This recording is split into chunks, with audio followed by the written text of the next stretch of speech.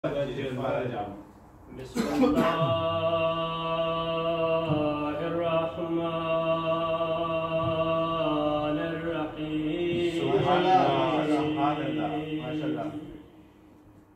الحمد لله الذي بسم الله أبدع الأفلاك والأرضين. ما شاء الله. والصلاة والسلام على سيد الأنبياء والمرسلين. ما شاء الله. ثم الصلاة على سيد الأوصياء والأمير المؤمنين. ثم الصلاة على سيدة الفاضلة الفقيهة المطيعة التي إذا قامت في محراب عبادتها تضيء بنور وجهها بيوت الأنصار والمهاجرين. ثم الصلاة على الحسن والحسين. ثم صلاة على أولادها المعصومين. ثم رحمة الله على أصحابهم وأحبابهم واللعنة الدائمة عليهم أجمعين. لقد قال الله تعالى في كتابه المجيد: وعلى الله قصد السبيل ومنها جائر ولو شاء لهداكم أجمعين. محمد وآل محمد صلى الله عليه وسلم. اللهم صل على محمد وآل محمد. الله موجود بلا قيد لا يجري عليه زمان ولا مكان زمان ولا مكان. خدا بند متعال ایک وجود کا نام ہے، ایگزسٹنس کا نام ہے، پیور ایگزسٹنس، شیئر ایگزسٹنس. یعنی وجود، اگر خدا کی واحد کی تعریف اگر کسی چیز میں کریں تو وہ وجود کا نام ہے. ایسا وجود جس پر نہ کوئی کیفیت تعریف ہوتی ہے، نہ وہ زمان و مکان میں محدود ہوتا ہے، نہ اسے زمان و مکان سے فرق پڑتا ہے، نہ وہ زمان و مکان کا محتاج ہے. اس کے لیے ماضی، حال، مستقبل بالکل برابر ہے. میں اگر اس حالت میں بیٹھا ہوں، میرے لیے جو بھی بات کر رہا ہوں یہ میرے لیے زیادہ واضح ہے. جو میرا ماضی ہے وہ زیادہ واضح نہیں ہے، مستقبل کا مجھے پتہ نہیں ہے. لیکن خدا کے لیے نہ ماضی میں فرق ہے، نہ حال میں فرق ہے، نہ مستقبل میں فرق ہے. تمام کے تمام زمانے اس کے لیے برابر ہے. اسی لیے خدا بند متعال جب وقت قیامت کے بارے میں بات کرتا ہے کہ کیا ہے کہ وہ یراہ بعیداً ونراہ قریباً، کہ وہ سمجھتے ہیں کہ یہ دور ہے لیکن ہمارے لیے وہ نزدیک ہے، بہت قریب ہے. اور ایسے کہ قیامت کی ساعت آنے والی ہے. خدا کو زمان و مکان سے فرق ہی نہیں پڑتا. خدا کا ایک قاعدہ ہے، ایک اصول ہے، اس نے ایک نظام قرار دیا ہے، اور اس نظام کے لیے اس نے کچھ افراد چننے ہیں کہ جیسا کہ قرآن کریم میں ہے کہ وَقُلَّ شَيْءٍ فَانٍ، کہ ہر چیز تباہ ہونے والی ہے، لیکن وَيَبْقَى وَجْهُ رَبِّكَ ذُو الْجَلَالِ وَالْإِكْرَامِ، جو بچ جائے گا وہ خدا کا چہرہ ہے. صادق علیہ السلام فرماتے ہیں کہ خدا کا وہ چہرہ جو باقی رہے گا خدا کے علاوہ وہ ہم اہل بیت.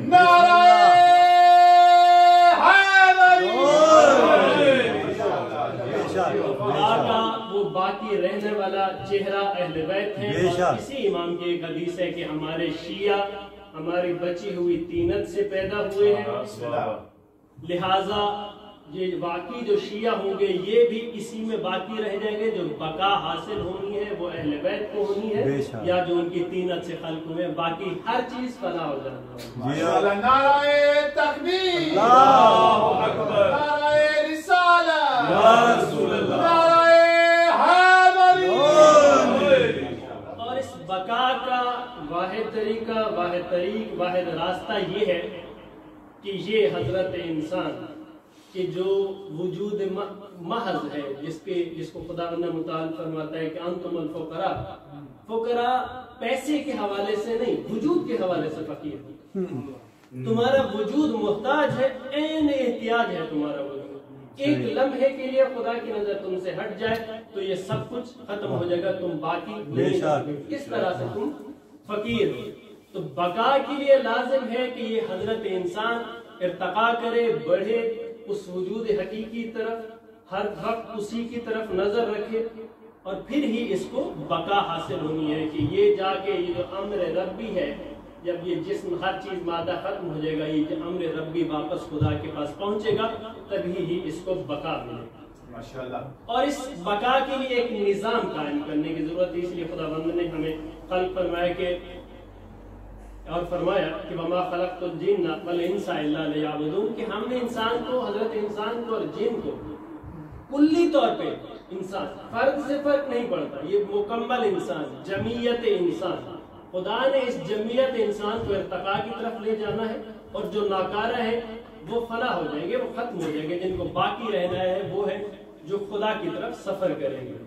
اور عبادت کیوں کہا؟ عبادت پچھلے ادیان میں دیکھیں یا پچھلی شریعتوں میں بہتر لفظ ہے دیکھیں تو بعض وقت مخصوص ہوتے تھے عبادت کے. اس امت کے لیے خدا نے کہا کہ تمہارا ہر لمحہ عبادت ہے، خدا ہر وقت اس کی طرف متوجہ ہونا چاہیے. کیوں؟ ایک لمحے کے لیے اگر خدا کی توجہ ہٹی تم بھی فنا ہو جائے گے، اور ایک لمحے کے لیے اگر تم نے بھی اس سے توجہ ہٹا لی تو تم بھی اس بقا کے حقدار نہیں رہو گے. اسی لیے ہر وقت اس کی طرف متوجہ رہنا ہے. اس لیے خدا نے یہ ہدایت کا نظام تھا. خدا نے روز اول سے ایک ہی آئی، یہ بیک گراؤنڈ ہے جس کو میں لے کے چلوں گا امام حسن علیہ السلام کی سلطنت تک.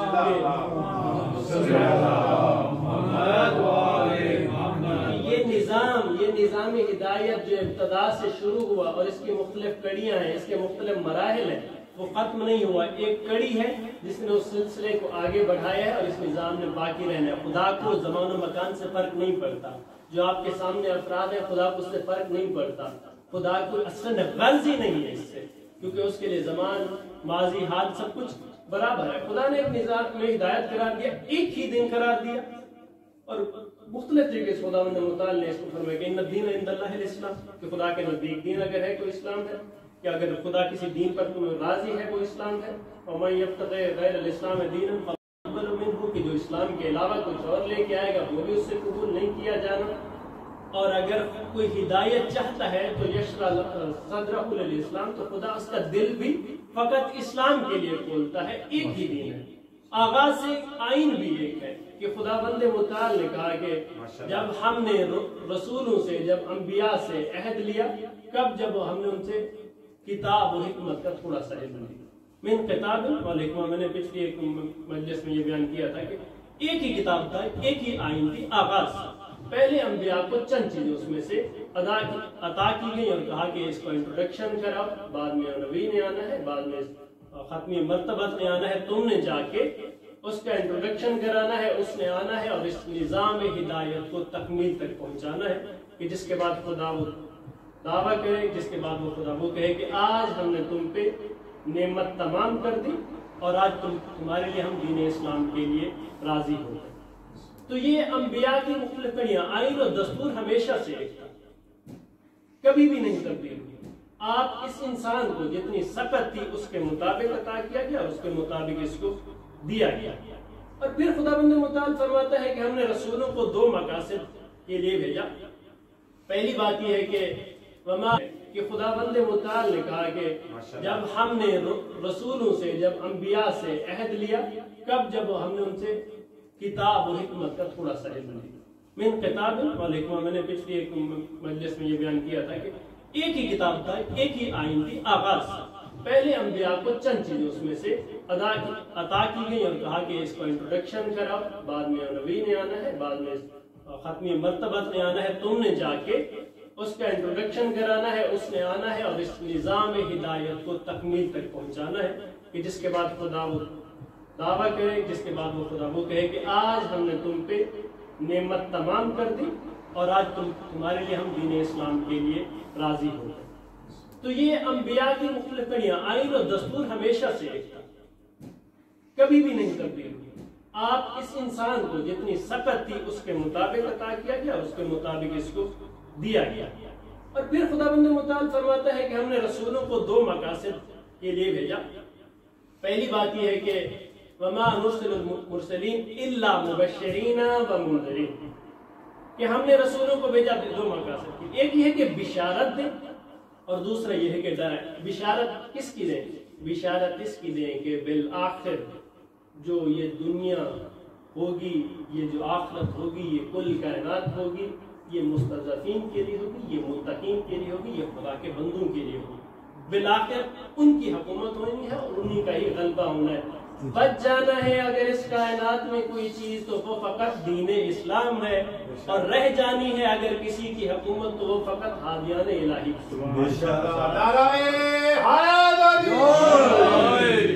تو یہ سارا سلسلہ وہاں تک پہنچنا ہے، انہی کی کا ہی آخر نظام قائم ہونا ہے۔ لیکن خدا کس طرح چاہتا ہے کہ ان کو بشارت دو کہ ایسا نظام آئے گا، بلا شبہ اس کی امید رکھو کہ یہ وہ وقت آئے گا، وہ منزل آئے گی جب فقط خدا کی حکومت ہوگی، جب فقط ہادیان خدا کی حکومت۔ لیکن انہیں ساتھ ڈراتے بھی رہو، انہیں بیچ میں کسی طاغوت سے یا کسی غیر الہی طاقتوں سے، غیر الہی ذریعوں سے متوسط ہونے، ان سے زیادہ جکڑے رہنے اور انہیں کا ہی دامن تھام لینے سے دور رہو، ان کی طرف نہیں جانا، اپنی نظر جو ہے اسی پر رکھو، اس آخری ہدف پر۔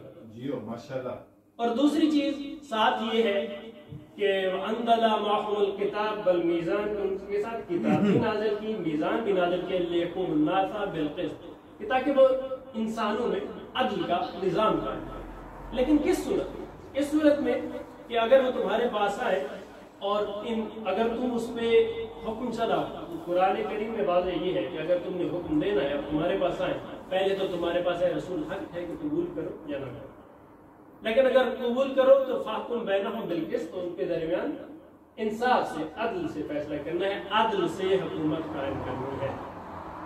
یعنی انسان کی خود اس قدر ارتقا ہو، عقلی طور پہ، شعوری طور پہ، فطری طور پہ کتنا آگے بڑھے کہ وہ اس نظام کو قبول کر سکے، اس الہی نظام کو قبول کر سکے۔ اس لیے امیر المومنین کے دور میں جب تیسرے خلیفہ کے بعد ایک دو سلوات پڑھ لیجیے،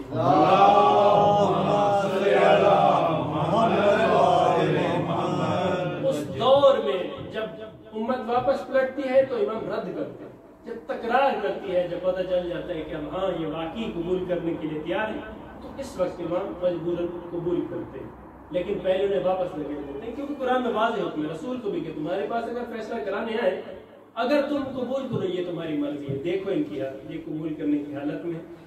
تو ایک ہے ان کا حق اور ایک ہے کہ اس کے وسائل پیدا ہو جانا، اس کی صورت پیدا ہو جانا۔ تو خدا کسی پہ جبر نہیں چاہتا، خدا کا جبر کا قاعدہ ہی نہیں ہے، کیونکہ خدا چاہتا ہے کہ یہ خود قبول کرے، کیونکہ ان کو بقا دینی ہے، اور جن کو بقا نہیں دینی وہ رہ جائیں گے، وہ فنا ہو جائیں گے، ختم ہو جائیں گے۔ جو دل سے قبول کریں گے اس نظام کو انہوں نے باقی رہنا ہے۔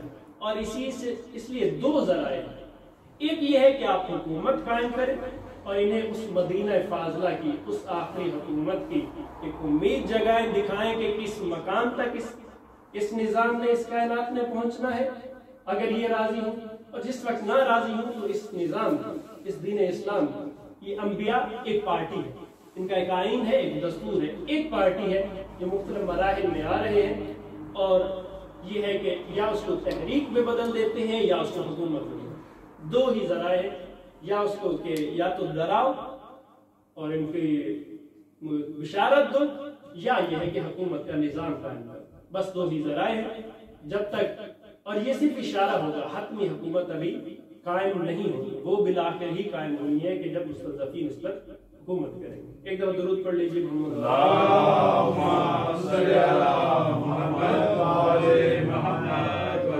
تو جب ہم نے یہ جان لیا کہ خدا کو نہ زمان سے فرق پڑتا ہے نہ مکان سے فرق پڑتا ہے، ذرائع دو ہیں، یا تحریک میں بدل دو اس پیغام کو یا اس کو حکومت میں بدل۔ چلتے چلتے دور آتا ہے رسول اکرم کا، رسول اکرم کی دور میں دونوں طرح کی تحریکیں ہوتی ہیں۔ ابتدا اسلام میں دین کی تبلیغ ہوتی ہے، 13 سال فقط تحریک، ذہنوں کو بیدار کیا گیا، شعوروں کو بیدار کیا گیا، قلوب کو آمادہ کیا گیا، ان کو کھڑے ہونے کے لیے آمادہ کیا جاتا ہے۔ جب ان میں تھوڑی سکت آ جاتی ہے پھر مدینہ کی طرف ہجرت ہو جاتی ہے، یہاں پہ ایک اسلامی نظام قائم ہوتا ہے جہاں ثقافت بھی ہے، جہاں فوج بھی ہے، جہاں عدالت بھی ہے، جہاں مقننہ بھی ہے، جہاں ایگزیکٹو بھی ہے، جہاں جوڈیشری بھی ہے، سارا نظام اس جگہ قائم ہے، معیشت بھی ہے، وہ پورا کا پورا ایک نظام جو واقعہ دکھا سکتے ہیں۔ 10 سال میں ایسا نمونہ دکھایا کہ رہتی دنیا تک ایسا نمونہ کسی کو نہیں ملتا۔ یہ نمونہ دکھایا جاتا ہے، اس کے بعد رسول اکرم اس دنیا سے چلے جاتے ہیں تو ابتدائی کچھ اور حاکم غلبہ حاصل کر لیتے ہیں۔ اس دوران جو بنیادی دین ہے، جو بنیادی اسلام ہے، جو اس کے احکام ہے، اس سے چھیڑ چھاڑ نہیں ہوتی، اس کی رعایت کی جا رہی ہے۔ کہیں کہیں پہ کوئی غلطی ہوتی ہے تو امیر المومنین سامنے آ جاتے ہیں، اس کوتاہی کو دفع کرتے ہیں، رفع کرتے ہیں، اور اگر نہیں ہوتی تو امام اپنے حجرے میں ہے، الگ ہے، جیسے خاموشی ہے۔ لیکن جہاں پہ کوئی خطا ہوتی ہے، غلطی ہوتی ہے، عمدن کو نہیں کر رہا، عمدن صرف ایک ہی چیز تھی کہ بغض آل ہاشم تھا، بغض بنو ہاشم تھا، اسی وجہ سے حکومت نہیں چاہتے، ورنہ عملی طور پہ وہ نہ اس حالت میں ہے کہ دین کے ساتھ بغاوت کر سکے، اور نہ ایسا کوئی وقت ہے، اور کسی جگہ غلطی ہوتی ہے تو امیر المومنین میدان میں۔ پھر ایک وقت آتا ہے تیسرے خلیفہ کا، اور اس دور میں کہ جب یہ حکومت پہ پھر بنو امیہ مسلط ہوتے ہیں، وہ چیز جس کو حضرت عمار یاسر جب صفین میں تھے، جب انہوں نے دیکھا کہ دونوں طرف قرآن ہے، وہ بھی نمازیں پڑھتے ہیں، تو بعض افراد کہ یہ ہوا کہ ہم کیوں لڑ رہے ہیں مسلمان، وہ بھی تو قرآن پڑھتے ہیں، وہ بھی تو نماز پڑھتے ہیں، ہم کیوں لڑ رہے ہیں ان سے؟ تو اس وقت ہمارے یاسر سامنے آئے کہ میں بدر میں تھا، میں احد میں تھا، یہی پرچم تھا، اس کا لیبل ہٹ گیا ہے لیکن پرچم آج بھی ہے، یہ آج بھی وہی کفر کا اور وہی باطل کا پرچم ہے جو واپس پلٹا ہے۔ صحیح۔ اور اس کی مثال ہے کہ ابو سفیان نے جب اپنے یعنی عثمان کے دور حکومت میں جب تمام بنو امیہ موجود ہیں، ان کے درمیان کوئی کہا ہے کہ اس حکومت کو ایک گیند کی طرح سمجھو، اس کو آگے منتقل کرتے جاؤ ایک شخص سے دوسرے شخص کی طرف، اور اس کو واپس بنو ہاشم تک نہ جائے۔ تو یہاں پہ وہ سلسلہ قائم ہوتا ہے کہ جہاں پہ دینی اقدار کے ساتھ چھیڑ چھاڑ شروع ہو جاتی ہے، مال کی پندر بانٹ شروع ہو جاتی ہے، حکومت کا بھی وہی رشتہ داروں کو بانٹنا شروع ہو جاتی ہے، یعنی ایک ملوکیت کا تصور واپس آنا شروع ہو جاتا ہے۔ اور اس سے پہلے جو خلیفہ ثانی ہے کتنا کرتے ہیں، ظاہراً کوئی اقدار اسلام کی پامالی نہیں کر پاتے، بہت سے یہ ان کے ساتھ چلتے ہیں، لیکن اتنا کرتے ہیں کہ جب دیکھو بنو ہاشم اور بنو امیہ کی جنگ شروع ہونے لگے تو تم امیر شام کے پاس چلے، باقاعدہ ایک سلسلہ قائم ہوتا ہے کہ تم نے اس کی طرف جانا ہے، اور اس کو واحد اس کی دور میں واحد یہ شخص ہے جس کو اجازت دی جاتی ہے کہ جس طرح نظام قائم کرے، شاہانہ نظام شام میں قائم کرے، کوئی روک ٹوک نہیں ہے، سب کے لیے کوڑا ہے، سب کو کوڑا مارا جاتا ہے، لیکن امیر شام کے لیے کھلی رعایت ہے کہ وہ کیسر و کسرا کی طرح حکومت کرے یا کسی اور کی طرح حکومت۔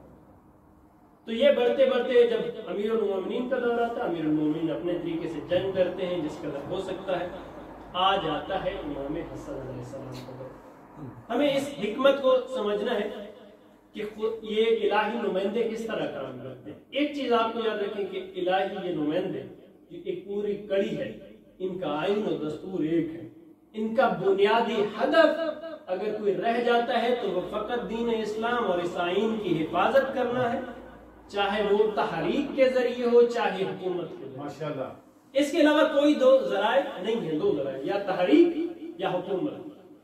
امام علیہ السلام، اور یہ بڑا عجیب ہے، اس کے متعلق راہبر معظم کا ایک جملہ ہے کہ اگر آپ امام حسن علیہ السلام کے دیکھیں خطبے اور ان کے خطوط دیکھیں تو امیر المومنین سے بھی زیادہ سخت رویہ ہے امیر شام کی۔ اس کی وجہ یہ ہے کہ امیر المومنین شاید براہ راست اس میں زیادہ جنگ میں نہیں کر پائے، لیکن امام حسن براہ راست اس کے ساتھ جنگ کے لیے۔ اب امام پوری طرح آمادہ ہیں، لشکر آمادہ کرتے ہیں، خطوط لکھتے ہیں، سب کو بلاتے ہیں، ہر وہ کام جو حکومت کو باقی رکھنے کے لیے کیا جا سکتا ہے امام کرتے ہیں، کوئی اقدام نہیں چھوڑتے، کوئی بھی ایسا کام نہیں چھوڑتے جس کے ذریعے سے حکومت کی حفاظت نہ کی جا سکے۔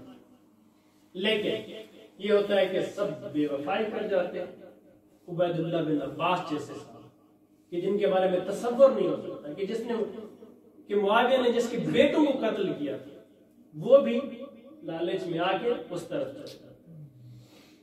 صحابی ہیں سمرہ بن جندب جیسے پیسوں کے آگے بک جاتے ہیں. باقاعدہ واقعہ ہے کہ شام میں گیا اسے کہا کہ یہ حدیث گھڑو اور کہو کہ یہ جو ظاہراً دنیا کے خلاف بات کرتے ہیں دل میں ان کے ریاکاری ہے تو کہو یہ حضرت علی کے متعلق بات ہے.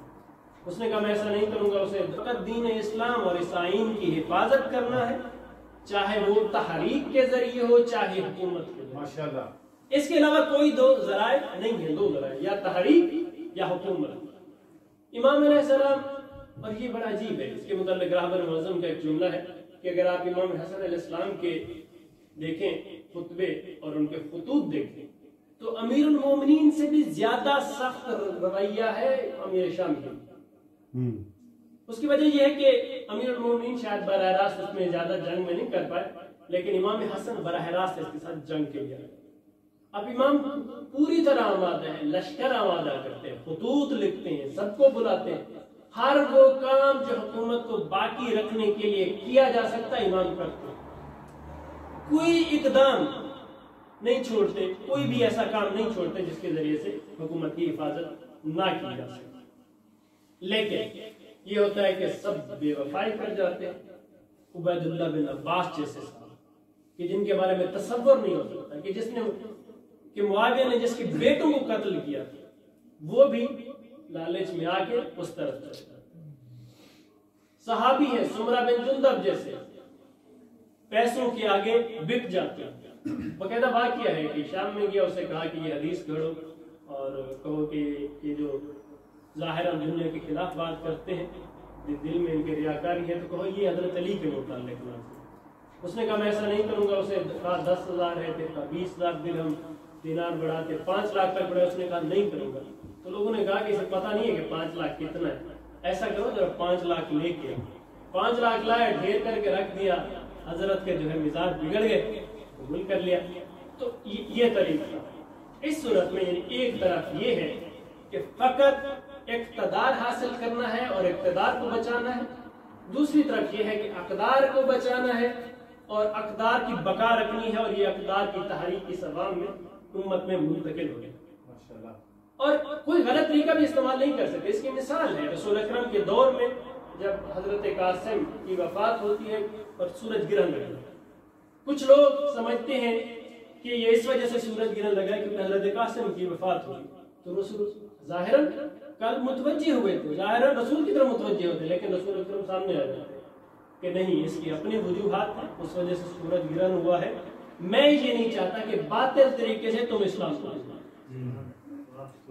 باطل کے ذریعے بھی ہمیں اقدار کی حفاظت نہیں کرنی ہے. ہمیں اقدار کی حفاظت کرنی ایک ہی ہے, حق بات کرنی ہے, سچ بات کرنی ہے, کردار دکھانا ہے. نہ ہمیں پیسہ خرچ کرنا ہے, نہ ہمیں لالچ دینی ہے, نہ ہمیں افراد خریدنے ہیں, ہمیں کچھ بھی نہیں کرنا.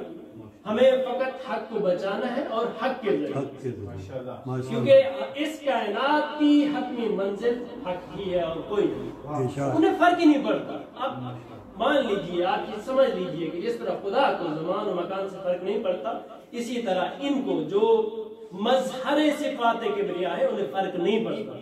ان کی نظر امیر المومنین یعنی کیا ہے, ایک شخص کو جنگ میں دیکھتے ہیں کہ اس کی 70 نسلوں تک دیکھتے ہیں.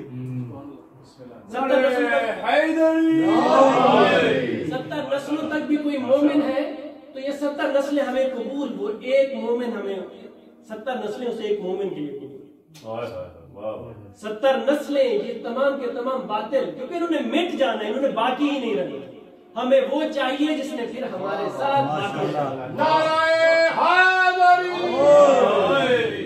ہمیں فقط وہ چاہیے, ہمیں اور کوئی نہیں چاہیے. یہ جتنی نسلیں ہیں یہ ہزاروں سال ہیں, حکومتیں ہیں, ہمیں اس سے فرق نہیں پڑتا. اس صورت میں جب کوئی بھی ساتھ نہیں ہے, سب ساتھ چھوڑ رہے ہیں, امام کے پاس چند چیزیں ہیں جس کی حفاظت کرنی. اول امیر المومنین علیہ السلام کی, ان کی عظمت کی, ان کی شان کی حفاظت کرنی.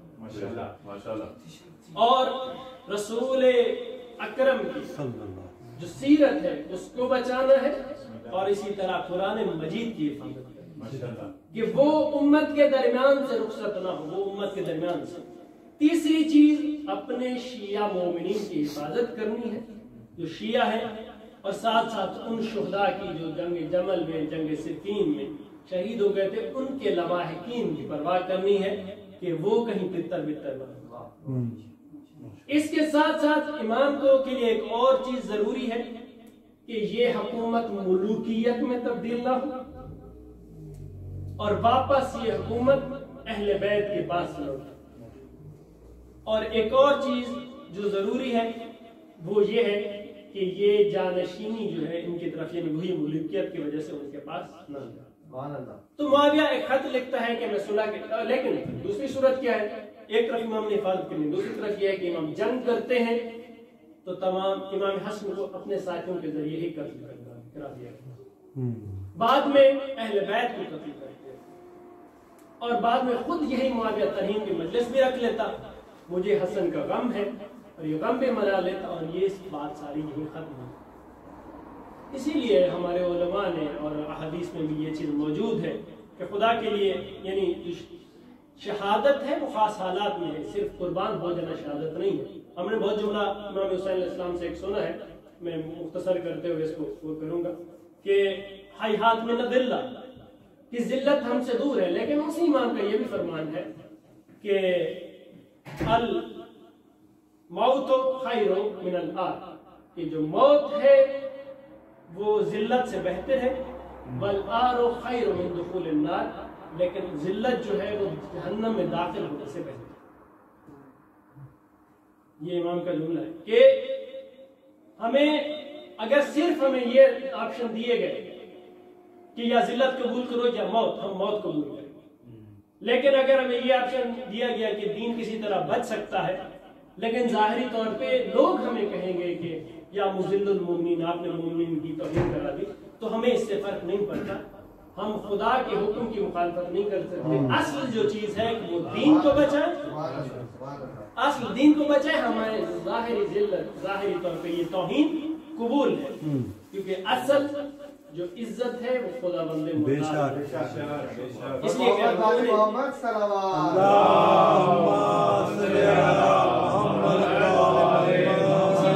زبان اور مکان سے فرق نہیں پڑتا، اس مقام پہ امام حسین علیہ السلام ہوتے، اس مقام پہ رسول اللہ ہوتے، اس مقام پہ امیر المومنین ہوتے، خدا کا کوئی بھی ہادی ہوتا، اس نے یہی کام کرنا تھا، اس کے علاوہ کوئی کام اس نے کرنا تھا۔ خدا نے اس صورت میں امام حسن نے صلح کی اور شرائط وہی رکھی کہ پیغمبر کی سیرت اور قرآن مجید پر عمل ہوا، یعنی بتلا دیا کہ یہ ابھی تک اس پہ عمل نہیں کر رہے۔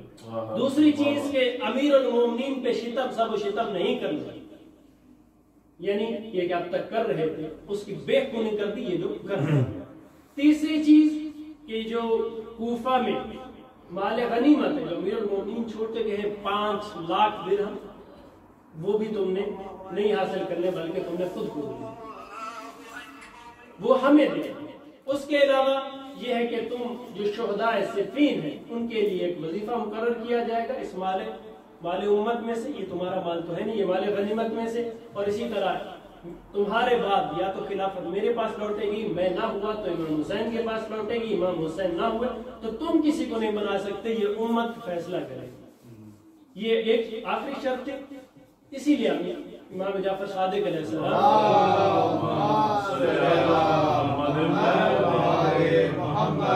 امام صادق کا فرمان ہے کہ وقت هذا الامر فی 70، کہ خدا نے اہل بیت کے پاس حکومت کے لوٹنے کا جو وقت قرار دیا تھا وہ 60 ہجری قرار دیا تھا، یہ صدی قرار دی تھی، لیکن جب انہوں نے امام حسین کا ساتھ نہ دیا، حضرت مسلم کا ساتھ نہ دیا، تو خدا نے اس کو اور ڈیلے کر دیا، پھر یہ بات پہنچی 140 ہجری تک امام رضا علیہ السلام کے دور۔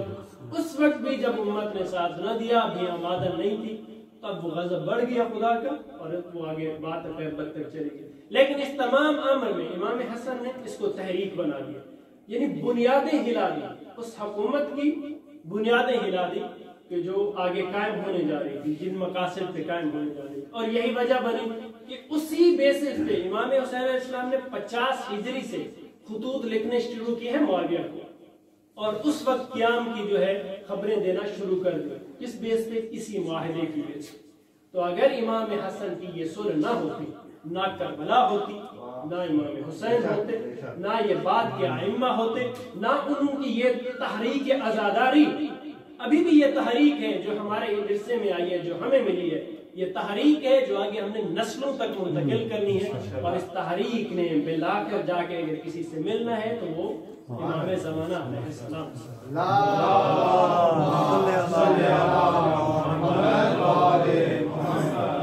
تو بس اسی کے ساتھ ہی میں یہ کہ یہ اس مقصد کی اب یہ تحریک بننی تھی، حکومت ممکن نہ تھی، لہٰذا اس کو تحریک میں بدل دیا، اور امام نے کیونکہ اپنی قبائل حکومت اتاری تھی، جس بھی حکومت کے پاس گئے ان کے لیے تنگ ہو گئی، اسی لیے ایک شاعر نے کہا ہے کہ اتاری تھی جو حسن نے قوائے حکومت، بلکہ میں اس کو دوبارہ پڑھ دیتا ہوں کہ پھینکی تھی جو قبائے حکومت حسن نے کل، پھینکی تھی جو قبائے حکومت حسن نے کل، وہ آج تک بدن پہ حکومت کے تنگ ہے، وہ آج تک بدن پہ حکومت کے تنگ ہے۔ اور اسی وقت آپ امت کو دیکھیں کہ ان کی حکمرانوں کے بارے میں نظر کیا ہے کہ انہیں صالح ہونا چاہیے، انہیں اچھا ہونا چاہیے، یہ مانتے ہیں کہ اولی الامر ہے، لیکن اولی الامر ماننے کے باوجود یہ مانتے ہیں کہ جو مسلط ہو جائے یزید کی طرح اس کے خلاف بغاوت نہیں ہو سکتی، لیکن عملی طور پہ حکومت اگر امت کو دیکھیں وہی آثار موجود ہے، وہی فکر موجود ہے جو امیر المومنین اور امام حسن اس وقت منتقل کرنا چاہتے تھے، اور وہ فکر جو باطل نے جاری رکھنی تھی وہ فنا ہوئی، ختم ہو گئی۔ یہ ہے اتنا دیر پا اثر ایک صلح کا اور اتنا تاریخی اثر ایک صلح کا۔